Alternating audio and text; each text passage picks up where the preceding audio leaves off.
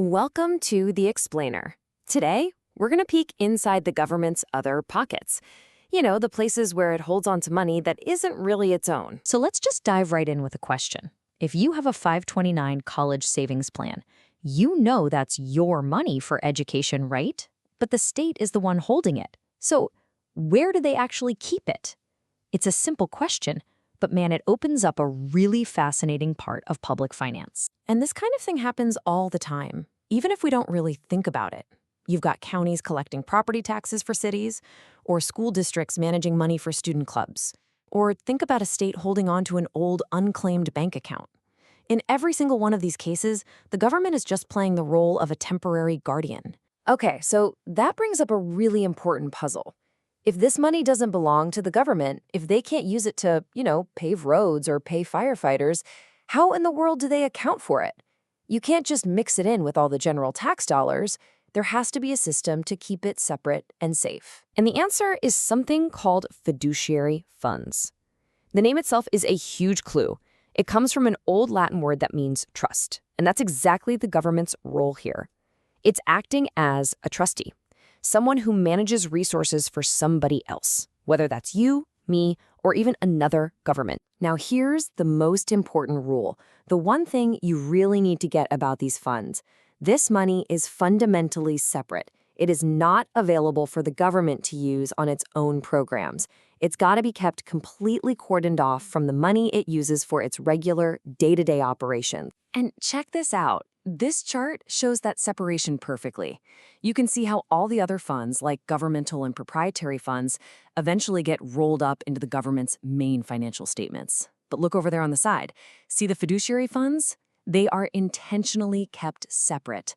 They have their own lane, which makes sure that money can't be touched for anything else. So yeah, for a fund to even be a fiduciary fund, it has to meet some really strict criteria.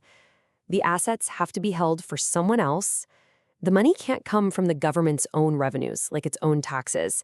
And the government can't really have a direct say in how that money gets spent. It's all about drawing a very, very clear line in the sand. Okay, so once we're in this fiduciary world, it's not just one big bucket. It actually breaks down into 4 main types. First up, we've got one of the biggest ones out there, pension trust funds. These are absolutely critical for the financial security of literally millions of public employees. With these, the government is basically playing the role of a massive investment manager.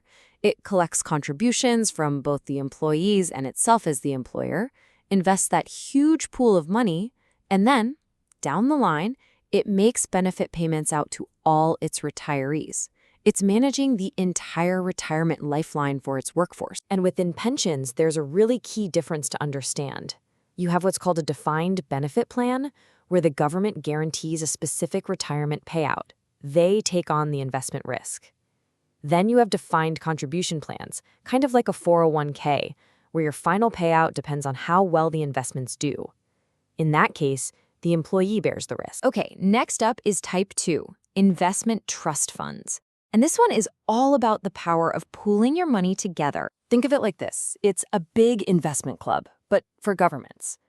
A state, for example, might run a giant investment pool. Then smaller local governments can jump in and invest their money with the state to get, hopefully, better returns and lower fees than they could get on their own. This fund is just to account for the money that belongs to those other governments. All right, our third type gets a little more personal. These are called private purpose trust funds. And they're set up for specific individuals, private organizations, or other goals that aren't for the general public. So here, there's a formal, legal trust agreement with a very specific purpose. The classic example is someone donating a bunch of money to a public university to set up a scholarship endowment. The university manages all the investments, but that money can only be used for those specific scholarships. That's it. And finally, we get to the fourth type, which is kind of the catch-all category, and it's probably the one we see most often. These are custodial funds. These are the real workhorses for just temporarily holding onto assets. And this is where we find those 529 college savings plans we started with. It's also where a county holds property taxes it collected for a city before it passes them on. The key difference here is these are usually less formal. There's no big trust agreement, and it's often for a shorter period of time. So, after going through all that, what's the big takeaway? What's the one idea here? Well, it really just boils down to one simple word: protection. This whole complicated accounting structure exists for one reason: to protect money that the government is responsible for, but that it doesn't actually own. By creating this whole separate class of funds, governments are essentially building a firewall. It makes sure that a city council can't just dip into the pension fund to cover a budget gap. And it ensures the state can't use your 529 college savings to, say, go fix a highway. And look, I know this can all sound like some dry, technical accounting stuff, but it's not. It's absolutely fundamental to good government.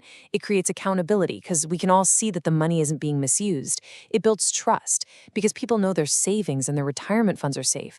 And really, at the end of the day, it's a cornerstone of financial integrity. So, the next time you look at a government's finances, just remember there is so much more going on beneath the surface. Fiduciary funds are a perfect example of one of these invisible but absolutely vital systems that's just quietly working in the background to maintain trust. And it kind of makes you wonder, right? What other hidden systems are out there, making sure our government works the way it's supposed to?